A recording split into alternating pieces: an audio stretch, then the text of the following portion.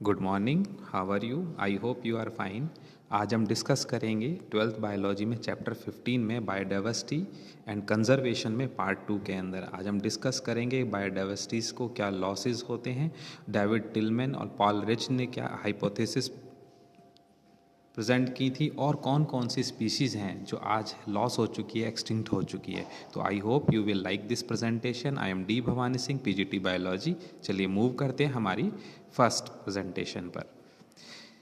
15.1.3 the importance of species diversity to ecosystem. Basically मेरी all presentations हैं वो आपके कोर्स से रिलेटेड है, एनसीईआरटी बेस्ड है और इनसे बोर्ड से रिलेटेड क्वेश्चंस भी आते हैं।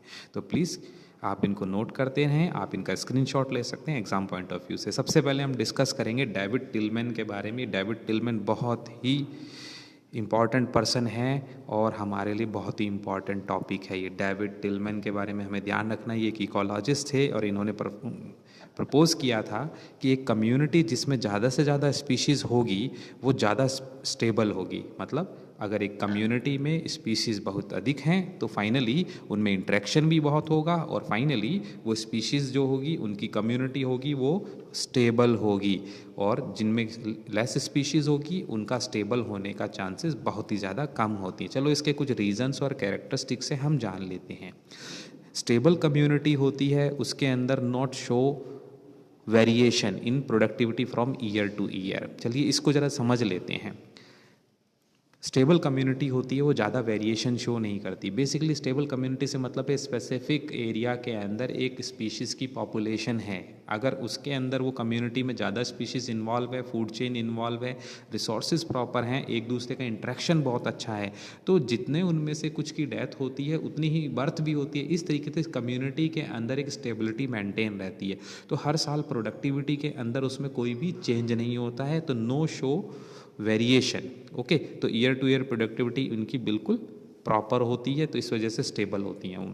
सेकेंड रीज़न है स्टेबल कम्युनिटी जो कि रेजिस्टेंट होती है। कोई भी डिस्टर्बेंस हो, चाहे वो मैन मेड डिस्टेंस हो, कहेंगे डिस्टर्बेंस हो या नेचुरल डिस्टर्बेंस हो। फॉर एग्जांपल हम आप बात कर लेते हैं कि फॉर एक पर्टिकुलर एरिया में से अगर कुछ फॉरेस्ट को कट कर दिया जाए या कुछ रिसोर्सेज को रिमूव कर दिया जाए तो ऑलरेडी जो स्पीशीज़ वहाँ पर रह रही है, क्योंकि उन सबका एक दूसरे पे बैलेंस है, सभी एक दूसरे से लिंक्ड है, तो अगर वो डिज़ास्टर मैन मेड हो या फिर वो नेचुरल हो, फॉर एग्जांपल अर्थक्वेक आ जाता है या फिर कुछ वहाँ पर कुछ डिज़ास्टर है कि वहाँ पर रेन नहीं हुई है, उस केस में भी क्या होगा कि ये जो स्टेबल कम्युनिटीज़ हैं स्पीशीज़ की, ये वहाँ एडजस्ट करने का कोई ना कोई तरीका ढूंढ लेती है या वहाँ से कहीं दूसरी जगह माइग्रेट हो जाएंगी। इस तरीके से ये सारी स्पीशीज़ एक दूसरे से इंटरकनेक्टेड होती है और इनके ऊपर किसी भी डिस्टर्बेंस का, चाहे वो मैन मेड हो या नेचुरल हो, उसका कोई फ़र्क नहीं पड़ता, ये रेजिस्टेंस होती है और फाइनली ये स्टेबल कम्युनिटी सर्वाइव कर सकती है। अच्छा, थर्ड इंपॉर्टेंट पॉइंट है स्टेबल कम्युनिटी का, हम उसे रीज़न या कैरेक्टरिस्टिक्स भी कह सकते हैं कि stable community resistant to alien species invasion. मतलब अगर एक स्टेबल कम्युनिटी, उसमें बाहर से कोई एलियन स्पीसीज़ आ जाती है तो सारे के सारे उसके साथ में फाइट करेंगे, उसको एलिमिनेट करेंगे और उस एक एलियन स्पीसीज़ से उतनी बड़ी स्पीसीज़ के ऊपर कोई फ़र्क नहीं पड़ेगा।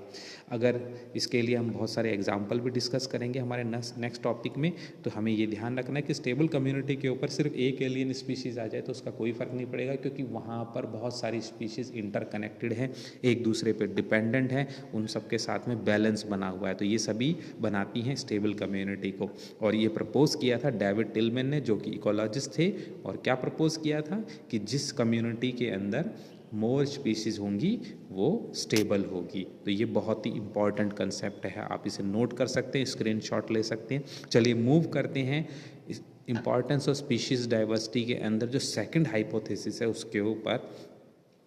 चलिए, सेकंड है हमारी पॉल एलरिच की हाइपोथेसिस, इसको राइवेट पॉपर हाइपोथेसिस भी कहते हैं। ओके, ये आपको बिल्कुल ध्यान रखना है, राइवेट पॉपर हाइपोथेसिस। चलिए, इसका एक बहुत ही बढ़िया एग्जांपल है कि जो पूरा इकोसिस्टम है एक एयरप्लेन की तरह ही है।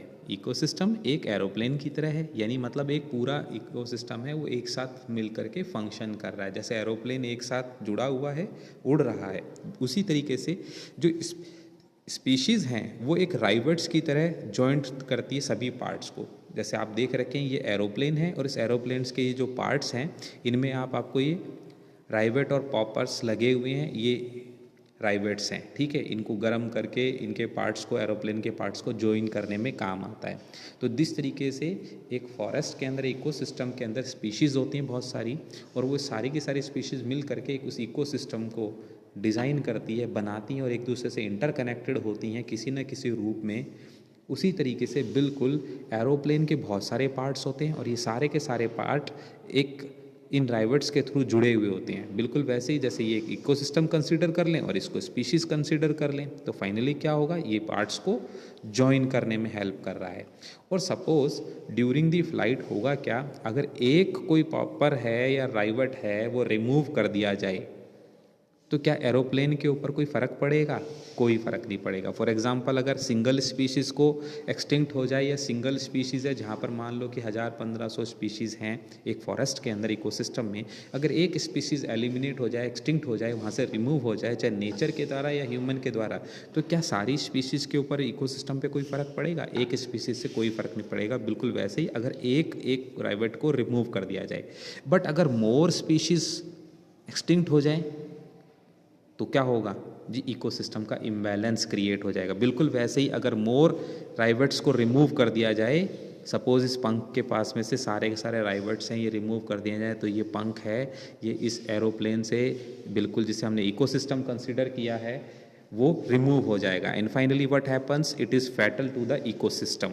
ओके, तो आप समझ सकते हैं कि एक स्पीशीज़ अगर रिमूव की जाए तो इकोसिस्टम पर कोई फ़र्क नहीं पड़ेगा, बट अगर बहुत सारे राइवेट्स को रिमूव कर दिया जाए, बहुत सारे स्पीशीज़ को रिमूव कर दिया जाए, तो इकोसिस्टम का पूरा बैलेंस है वो ख़राब हो जाएगा, चेंज हो जाएगा। सो यही है कंसीडर, यही है इंपॉर्टेंस पॉल एलरिच की hypothesis, rivet popper hypothesis. I hope आपको ये पसंद आई होगी। आप इसका स्क्रीनशॉट ले सकते हैं और इसे नोट कर सकते हैं। एग्जाम पॉइंट ऑफ व्यू से ये 2 मार्क्स में पूछी जा सकती है और दोनों हाइपोथेसिस को 3 मार्क्स में पूछा जा सकता है आपके बोर्ड एग्जाम्स में। चलिए मूव करते हैं कि हमारी बायोडाइवर्सिटीज़ को आज तक क्या क्या लॉस हुए हैं। बेसिकली इन लॉसेस के पीछे जो जनरल रीज़न है वो आप भी जानते हैं और हमेशा पढ़ते हुए आ ही रहे हैं कि industrialisation means setting a new industry at a particular place. For example you have to cut the forest और finally you have to settle the forest. So what happens, आपको इंडस्ट्री सेट करनी होगी। अर्बनाइजेशन मीन्स अगर आप बहुत बड़े forest area को cut करके वहाँ पर एक नया शहर बसा रहे हैं, दैट इज़ अर्बनाइजेशन। कंक्रीट की बिल्डिंग, कंक्रीट के जंगल्स बनाए जा रहे हैं, तो ये अर्बनाइजेशन ही है, शहरीकरण हो रहा है, बिल्कुल दैट इज़।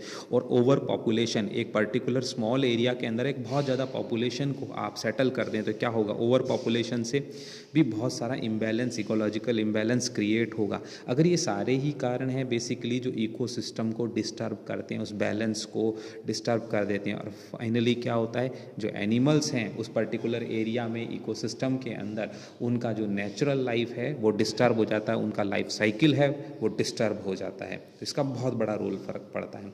चलिए एक एग्जांपल डिस्कस कर लेते हैं, जो colonisation of tropical Pacific island. ये कॉलोनाइजेशन क्या था, आप जानते हैं कि जो ब्रिटेन है, ब्रिटिश, वहाँ से उनके बहुत सारे जो शिप्स हैं माइग्रेट हुए और पूरे वर्ल्ड में फैले, और फाइनली उन्होंने कुछ आइलैंड्स हैं उनको कैप्चर कर लिया। बिल्कुल वैसे ही ऐसे ही खोज के रूप में ब्रिटिश और पोलैंड और अपने स्पेनिश और डच लोग हैं जो इंडिया पहुँचे थे और फाइनली यहाँ सेटल हो गए, बिजनेस करने लगे, और फाइनली फिर उन्होंने देश के ऊपर अधिकार कर लिया, और उसके बाद उन्होंने हमारी बायोडाइवर्सिटी को डिस्टर्ब किया। आप जानते हैं कि अंग्रेज़ों ने मोर देन 2 लाख टाइगर्स उन्होंने सिर्फ शौक के लिए किल कर दिए थे, तो उन्होंने इकोलॉजिकल इम्बैलेंस क्रिएट किया। तो इसी तरीके से जो कॉलोनाइजेशन हुआ था कुछ ट्रॉपिकल पैसिफिक आइलैंड, जो कि अपने आप में एक इकोसिस्टम था, उसकी वजह से बहुत सारी स्पीशीज़ हैं बाय किलिंग और सम बाय डिस्टर्बेंस एक्सटिंक्ट हो गई। इससे मोर देन 2000 स्पीशीज़ हैं वो डिस्टर्ब हो गई है। एक डाटा है 2004 में IUCN ने एक लिस्ट जारी की थी। IUCN आप जानते ही हैं, international union for conservation of nature and natural resource. इन्होंने 2004 में एक लिस्ट जारी की थी कि 784 स्पीशीज़ एक्सटिंक्ट हो गई है लास्ट 500 में। क्योंकि आप जानते हैं कि हम लोगों ने बायोलॉजी और इकोलॉजी के ऊपर जो रिसर्च करना वर्क शुरू किया है वो इंडिया के इंडिपेंडेंस के बाद 1947 के बाद स्टार्ट किया है, पर ब्रिटिशर्स हैं उन्होंने ये काम 1600 में ही स्टार्ट कर दिया था। आप जानते हैं जितनी भी हम डिस्कवरीज़ के बारे में देखते हैं, ब्रिटिश हैं वो ज़्यादा डिस्कवरी ब्रिटिश से है और कुछ रशिया से हैं, वहाँ पर ज़्यादा रिसर्च है। Basically they are more civilize, और हम कह सकते हैं कि उन्होंने वहाँ सबसे पहले अपनी सोसाइटी को सिविलाइज करने के बाद में कुछ दूसरे फैक्टर्स के ऊपर स्टडी करना और डिस्कस करना शुरू किया, इसीलिए उन्होंने रिसर्च ज़्यादा की। ठीक है, क्योंकि वो ज़्यादा जागरूक हो चुके थे। तो IUCN के डाटा के अनुसार क्या हुआ कि 784 स्पीसीज़ हैं वो पिछले 500 साल में एक्सटिंक्ट हो गई हैं। चलिए कुछ मैं आपको एग्जांपल शो कर देता हूँ। ये स्पीसीज़ अब हमें कभी देखने को भी नहीं मिलेगी। एक डोडो बर्ड है जो कभी मॉरिशस में पाया जाता था। ठीक है, ये आप डोडो बर्ड है, आप दे सकते हैं। अब ये हमें दुनिया में कभी नहीं देखने को मिलेगा, सिर्फ ये हमें मॉरिशस और कुछ जो IUCN के जो भी हमारे हम कहेंगे म्यूज़ियम है वहाँ पर इस बर्ड की हम डमी देख सकते हैं और आइडेंटिफाई कर सकते हैं। बेसिकली ये करीबन 2 से 2.5 फुट का एक बर्ड था जो कि ज़मीन पे घूमता था, बहुत ही फ्रेंडली था। लेकिन जब मॉरिशस आइलैंड को इनहेबिटेट किया गया ह्यूमंस ने, तो फाइनली ये बर्ड बड़ा ही हम कहेंगे कि उत्सुक था और बहुत ही ज़्यादा भोला था, जो लोगों के पास आ गया। और फाइनली इसके साइज़ को देखते हुए और भोलेपन को देखते हुए वहाँ के जो लोग थे, इनहेबिटेंट जो बाहर से आए थे ह्यूमन बींग, उन्होंने इसको मास किलिंग किया फॉर मीट एंड फर। और फाइनली क्या हुआ, उसकी वजह से इस बर्ड की स्पीशीज़ बिल्कुल एक्सटिंक्ट हो गई। एक भी सिंगल बर्ड नहीं है हमारे पास। तो इसके पीछे कहीं ना कहीं जो है अर्बनाइजेशन है, ओवर पॉपुलेशन है, इंडस्ट्रियलाइजेशन है, और ये ह्यूमन की इंटेंशंस हैं, आप जान सकते हैं। चलिए मूव करते हैं। नेक्स्ट कुछ स्पीशीज़ हैं जो एक्सटिंक्ट हो गई हैं जिसके बारे में हम जानें। ये एक स्पीशीज़ है जिसे हम क्वागा कहते हैं, ये अफ्रीका में पाई जाती हैं। और बेसिकली जो क्वागा है ये बेसिकली जो हम कहेंगे जो हॉर्स है और जेब्रा है, हॉर्स जेब्रा या हम डोंकी और जेब्रा है, इसकी मीटिंग से मतलब इसकी कैपेबिलिटी बहुत अच्छी है। लेकिन पिछले जो लास्ट क्वागा था वो 1870 में था, जो कि वो उसकी भी डेथ हो गई। उसके बाद में अभी तक कोई भी क्वागा देखा नहीं गया है। ठीक है, अफ्रीका में बिल्कुल ये स्पीशीज़ एक्सटिंक्ट हो चुकी है। ओके, तो आप जान सकते हैं कि ह्यूमन की वजह से कितनी सारी स्पीशीज़ हैं वो एक्सटिंक्ट हो चुकी हैं। एक एग्जांपल और है हमारे पास में ऑस्ट्रेलिया में, जिसे थाइलेसिन भी कहते हैं। ठीक है, थाइलेसिन हमें ध्यान रखना, बेसिकली देखें तो इसके ऊपर मार्सूपियल की तरह लाइनिंग्स भी हैं और देखने में इसका जो फेस है कुछ वुल्फ या फॉक्स जैसा है। और ये कार्निवोरस एनिमल है, बेसिकली लुक लाइक इसको कुछ इसकी फेस जो है तस्मेनियन डेविल जैसी भी है। बेसिकली ऑस्ट्रेलिया में पाए जाते थे, लेकिन जब ऑस्ट्रेलिया के अंदर ब्रिटिश फोर्सेस सेटल हो गई थी तो फाइनली वहाँ पर मास किलिंग की वजह से ये एनिमल है ये एक्सटिंक्ट हो गया। कुछ नेचर में बदलाव की वजह से भी ये एनिमल है जो एक्सटिंक्ट हो गया है। तो आप इसे स्क्रीनशॉट ले सकते हैं और नोट कर सकते हैं। चलिए नेक्स्ट मूव करते हैं। आपके लिए बहुत ही इम्पॉर्टेंट है, आपने शायद कभी वर्ल्ड जोग्राफिक चैनल या नेशनल नेट जियो देखा हो तो आपने ये स्टेलर सी काऊ देखा होगा।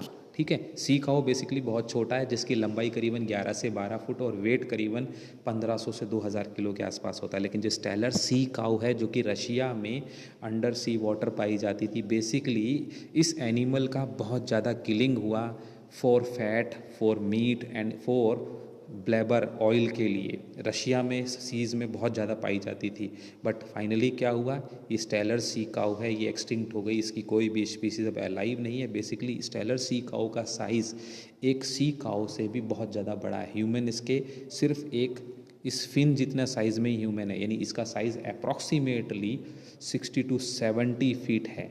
और इसकी जो हाइट है वो करीबन 7 to 10 और 12 फीट है। तो इस तरीके से इसका वेट बहुत बड़ा है। स्टेलर सी काऊ है ये एनिमल जो रशियन सी में पाया जाता था, एक्सटिंक्ट हो चुका है। इसके अलावा टाइगर्स है, इसकी भी बहुत सारी स्पीशीज़ हैं जो कि सब स्पीशीज़ हम कहेंगे जो एक्सटिंक्ट हो चुकी है। जैसे बाली के अंदर जो काऊ अपना टाइगर पाया जाता था, जावा के अंदर जो टाइगर था, और कैस्पियन एरिया में जो टाइगर पाया जाता, बेसिकली मास किलिंग की वजह से, क्योंकि कुछ नेचर में बदलाव हो गए और कुछ ह्यूमन इंटरवेंशन बहुत ज़्यादा हो गया है, इन्होंने उनकी जो हैबिटेट है उसको लॉस कर दिया है और इनकी जो फूड चेन है उसको डिस्टर्ब कर दिया, जिसकी वजह से कुछ टाइगर्स की सब स्पीशीज़ जो कभी बाली, जावा और कैस्पियन में देखी जाती थी आज एक्सटिंक्ट हो चुकी हैं। तो आप नोट कर सकते हैं कि हमने कितनी स्पीशीज़ हैं इनको डिस्कस किया है। आई होप आपको ये प्रेजेंटेशन पसंद आई होगी। चलिए एक बार स्टार्टिंग से मैं आपको दोबारा शो कर देता हूँ। फर्स्ट हमने डिस्कस किया था डेविड टिलमैन कि अगर मोर स्पीशीज़ होगी तो कम्युनिटी मोर स्टेबल होगी। ओके, और सेकंड थी हमारी पॉल एलरिच की हाइपोथेसिस, जिसको राइवेट पॉपर हाइपोथेसिस कहते हैं, बिल्कुल, जिसे आप ध्यान रख सकते हैं कि एरोप्लेन वाले कंसेप्ट से। ओके, और नेक्स्ट है हमारे कि लॉस ऑफ बायोडाइवर्सिटी में मेजर 3 रीज़न क्या थे? Industrialisation, urbanisation and over population. और IUCN की लिस्ट में कितने एक्सटिंक्ट हो चुके हैं? 784। और सबसे पहला था डोडो बर्ड मॉरिशियस में, quagga from Africa, thylacine from Australia and Steller sea cow from Russia and tiger from Bali, Java and Caspian. Okay, तो ये एक्सटिंक्ट हो चुके हैं। चलिए नेक्स्ट जो हमारा लेक्चर होगा उसमें हम डिस्कस करेंगे कॉजेज ऑफ बायोडाइवर्सिटी लॉसेस और रीज़न ऑफ कंजर्वेशन की हमें कंजर्व क्यों करना है। I hope you like this presentation, so if you like then please like share and subscribe. D Bhavani Singh, PGT biology. Till then, bye bye.